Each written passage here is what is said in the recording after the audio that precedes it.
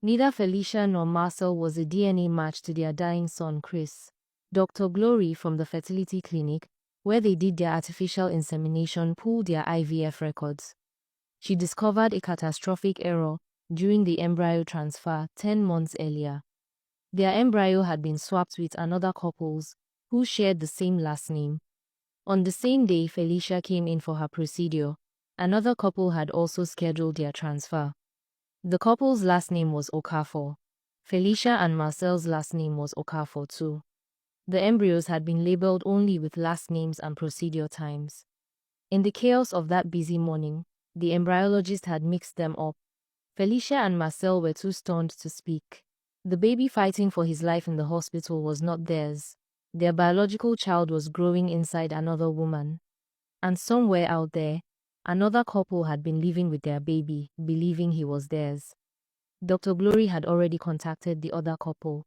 They were on their way to the hospital.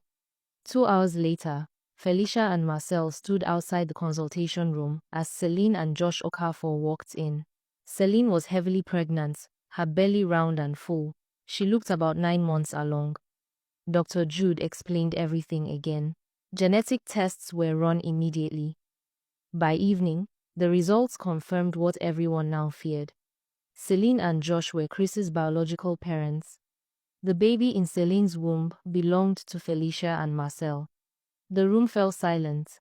4 people stared at each other, their lives shattered and tangled in ways no one could have imagined. But Chris was still dying. Time was running out. Josh and Celine agreed to be tested as potential donors without hesitation. Despite everything, despite the confusion and pain, a baby was dying. That was all that mattered in that moment. Josh was a match. The transplant was scheduled for the next morning. The surgery went smoothly. Josh recovered well. For 2 days, everyone held their breath, waiting for Chris to respond to the new bone marrow. Doctors monitored him around the clock. Felicia and Marcel sat on one side of the intensive care unit. Celine and Josh sat on the other. Sometimes their eyes met. No one knew what to say. On the 3rd day, Chris's tiny heart stopped beating. The machine screamed.